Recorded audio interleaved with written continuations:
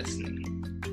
Feel free to download this podcast on Spotify, Apple Podcasts, or Google Podcasts. Here on the New Chemist, we discuss chemistry, which simply put is the science of change, as well as careers, community, research, and COVID-19. We're happy you're tuning in. My guest this morning is Dr. M.K.Brown. Thanks for joining me this morning. It is good to hear from you. Just briefly, I'll inform my audience about you. Dr. Brown grew up in the suburbs of Chicago and after graduating high school, moved to central New York to pursue an undergraduate degree at Hamilton College. Here, Dr. Brown became interested in organic chemistry by working in the labs of Ian Rosenstein. Upon graduation, Professor Brown moved to Boston College and received his PhD in organic chemistry with Professor Amir Hoveyda in 2008. After completion of his graduate studies, he began a Ruth L. Kirschenstein National Institutes of Health funded postdoctoral fellowship in the laboratories of the chemistry Nobel laureate E.J. Corey at Harvard University. In 2011, Dr. Brown joined the faculty at Indiana University. Please welcome Dr. Brown.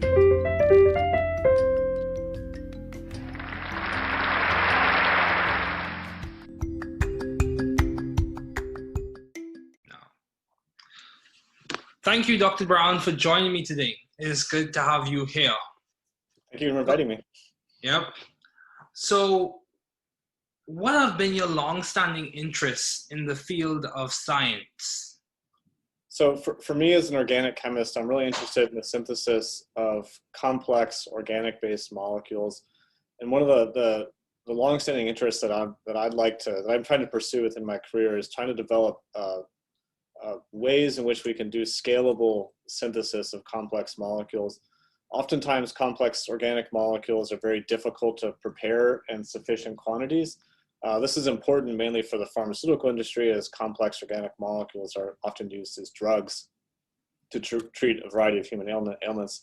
So I'd like to be able to think about ways and develop ways in which we can try and make these important molecules on large scale. Okay, yeah, that's very good. It's very good. So how do you maintain a view of the bigger picture in your career and in your life in general? So while my interest scientifically, at least, is thinking about scalable total synthesis, one of the bigger picture things that I think about, at least as being somebody at a university, is actually training of graduate students. Oftentimes my students proceed to careers in the chemical industry, oftentimes in the pharmaceutical industry. So I see as one of the primary drivers of what I do here is to train students to ultimately go into those careers and there also make significant advances in whatever field that they choose to be in.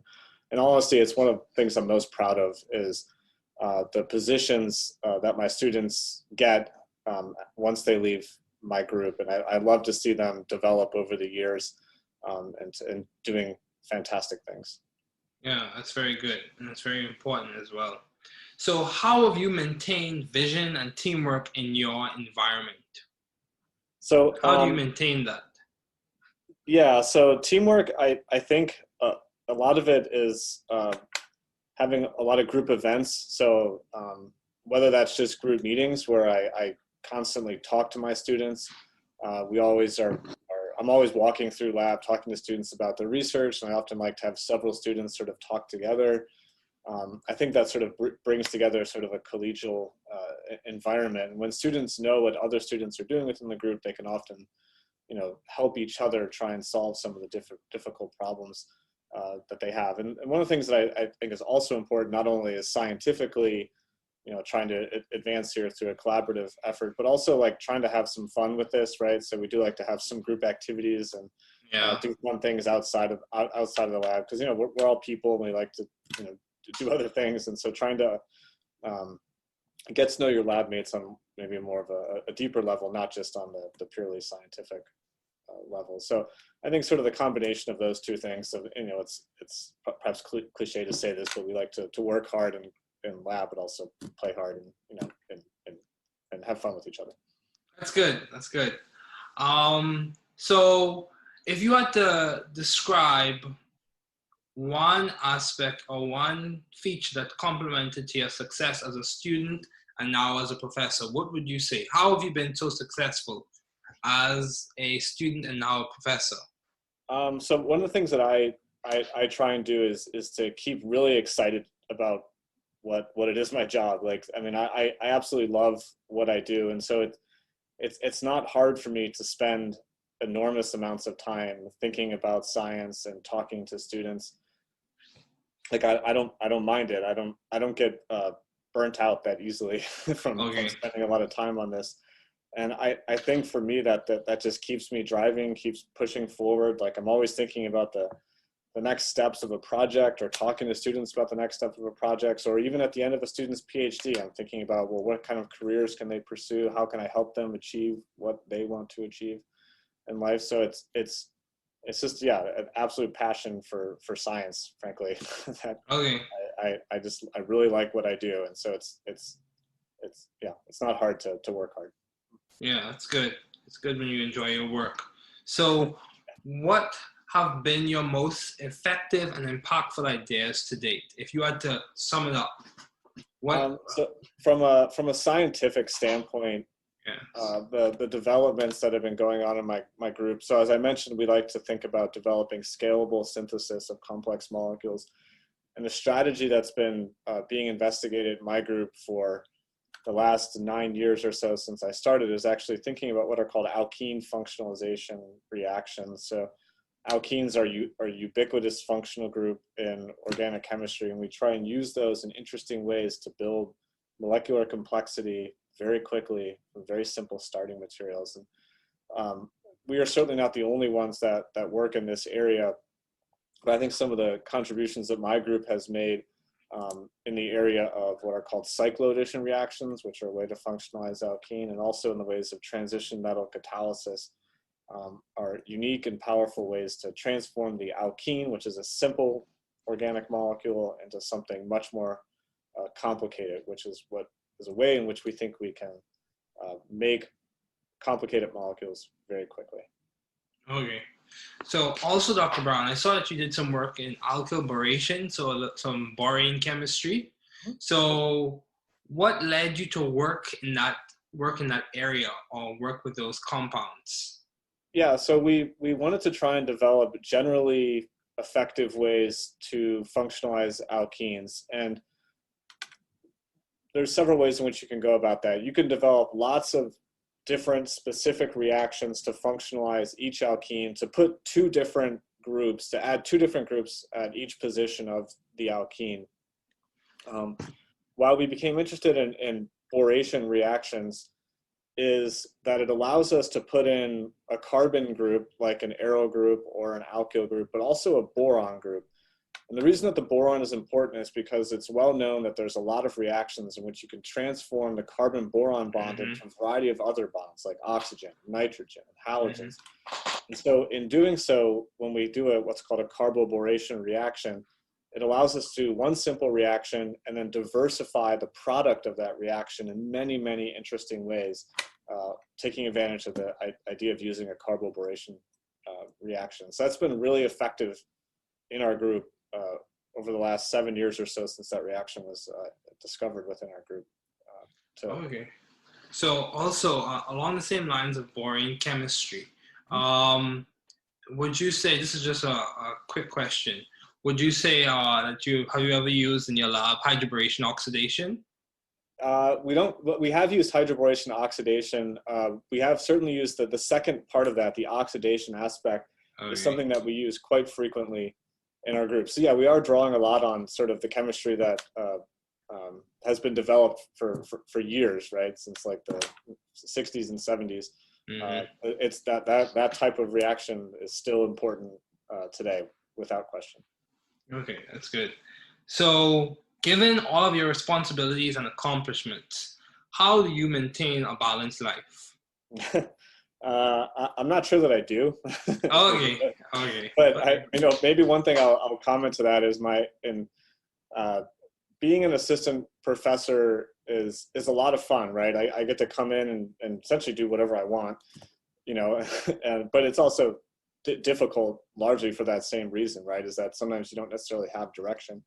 And so early on in being an assistant professor, since you don't have a lot of direction, a lot of people, and myself included, just think that the more I work, the better things are going to get. Like if I just keep dedicating more time, right? But we all have only a finite amount of time. There's only so many hours within a day. And so you often sacrifice other aspects of your life in trying to like dedicate everything to one specific cause. And in my case, it was, being an assistant professor, trying to get tenure and advance in academia.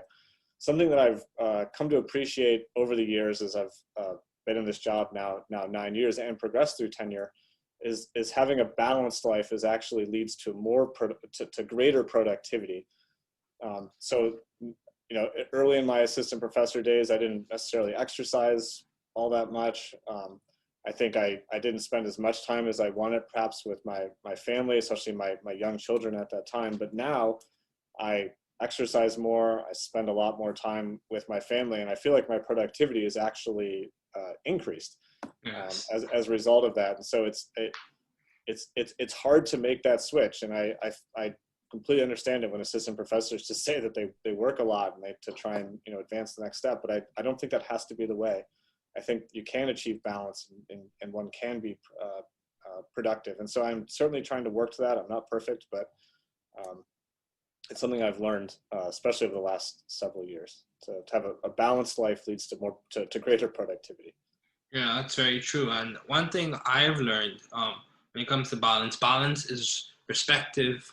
Even though there is a general baseline for what you would consider to be balance, balance many times is respective to the person in terms of what I'm working on and what I find when I'm able to rest doing and stuff like that. So yeah, I think that's absolutely true. And like, people have different interests, right? They have different commitments in their lives. And so, balance is not the same for everybody, right? And exactly as you said. Yeah, it's very true. So how did you find, or how are you seeking to find the right environment for you to thrive scientifically and intellectually? I think having a collaborative environment is one thing that I try and strive for within my group. And as I mentioned before, I think a lot of that is through students working together to achieve a common goal. And everyone has their individual research projects within the group, but we are working together as a unit to keep things moving forward. And a lot of sort of the overarching goal to keep a research lab running is it's unfortunate, but it's true, is that money is driving science, right? And so there are grant cycles that we do have to hit every 5 years or so. And so everybody in the group is trying to produce, really excellent research, not only for their own careers and advancement of themselves and advancement of sort of the greater societal good of just developing interesting reactions, but also trying to develop things that are exciting enough to the broader organic chemistry community, such that we can get another round of funding and continue what we're doing. So as I mentioned before, like having a collaborative environment, everyone working together towards a common goal, I think is really important to do that. Yeah. Yeah, so synergy is important. The common expression, the 1 + 1 = 3. Yeah, exactly. Yeah. So what were some of the highlights? If you had to list a few of the highlights, what were some of the highlights of you working with the chemistry Nobel laureate E.J. Corey? What were some of your highlights? Working with Professor Corey, some of the highlights really were just talking to him about science. So he'd always come down to my lab, every day or two, and we'd just start talking about science. And we wouldn't necessarily talk about the research that was going on at that very time within my fume hood, but he'd often just sort of sit down at the desk next to me and just start talking about some idea he had, or just sort of wanted to get my input on something that he had read. And he'd always sit down next to me, and he'd have this file just of papers, and he'd always just sort of sit down and just start writing stuff, and we just sort of chat about whatever he wanted to talk about. And so I thought that was really exciting, that he just wanted to talk about science, and it was just about science fairly broadly as well. And so I've tried to take some of those types of ideas and actually translate that to my current group, and just trying to talk to my group about science as much as possible, not necessarily about their project, but just sort of about things or topics in organic chemistry. Yeah, that's good. So I think it's really enthusiasm for science is probably like the biggest thing I've taken away. I mean, Professor Corey is now 90 years old and he's still going strong. So that's commendable. Yeah. So why did you choose chemistry as a field to major in your undergraduate and then later on? Why did you choose chemistry? So a lot of it comes down to problem solving. I really like the idea of problem solving, and I like trying to approach problems in a logical way. And I felt chemistry, I could do that, right? I mean, we can't see molecules, but we certainly have a lot of ways to detect molecules.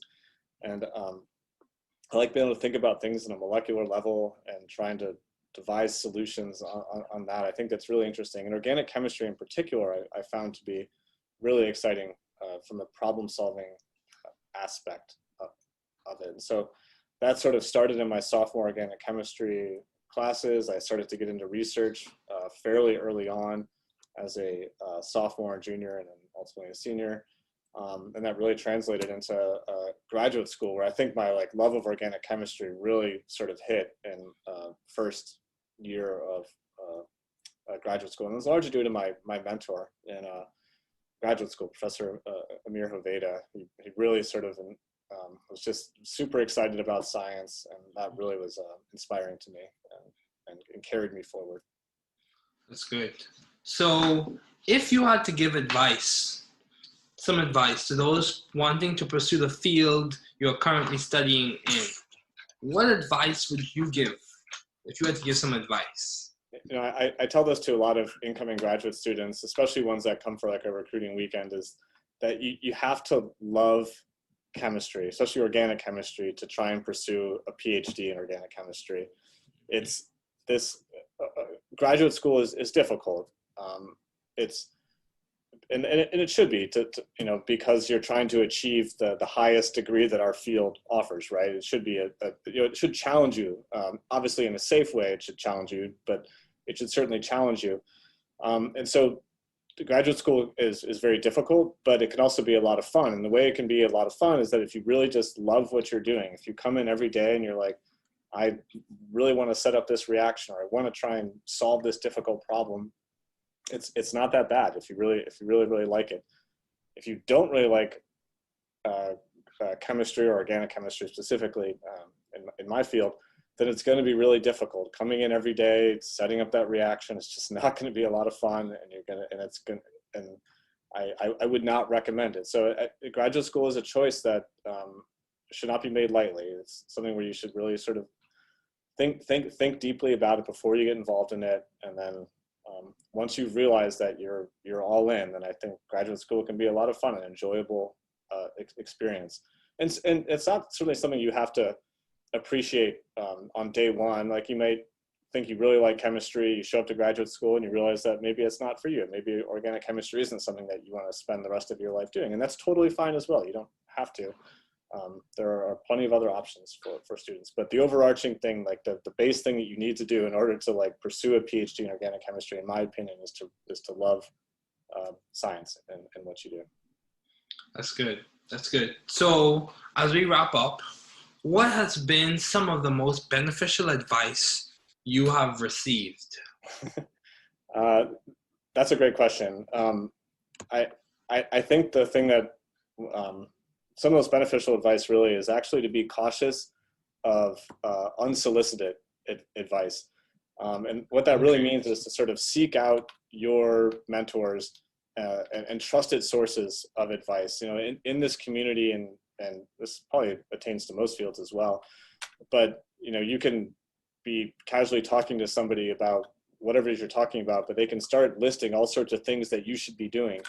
But then if you talk to somebody else, they'll list you all these other things that you should be doing, right? And it's very difficult to sort of please all those people, because they can often have conflicting advices, and it can just be very difficult. So I think it's really important to sort of seek out your mentors, ask for specific points of advice, and then try and act on those if you think those are important. But the overarching idea here is that just sort of be cautious about like trying to listen to everybody and trying to get advice from everybody. I think can be somewhat dangerous, in my opinion. Yes, I agree, because as I think back, one of my relatives would say they listen to people's advice, but they take what's in it for them. Yeah. So they take the portion of advice that's related to what they need to or what they agree with based on their understanding and their situation. And so there are a whole list of parameters or a litany of factors that you go through. Of course, you want to make sure you hear people out and understand their perspective, but you want to make sure what they say is related to what you're going through.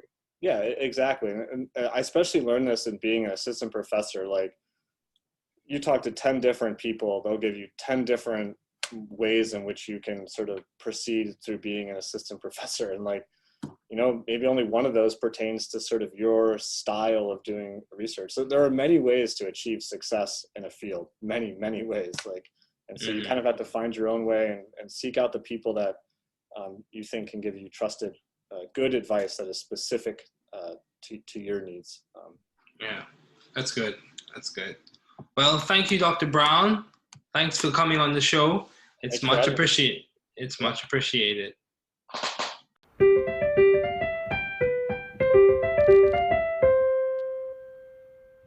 Thanks for listening.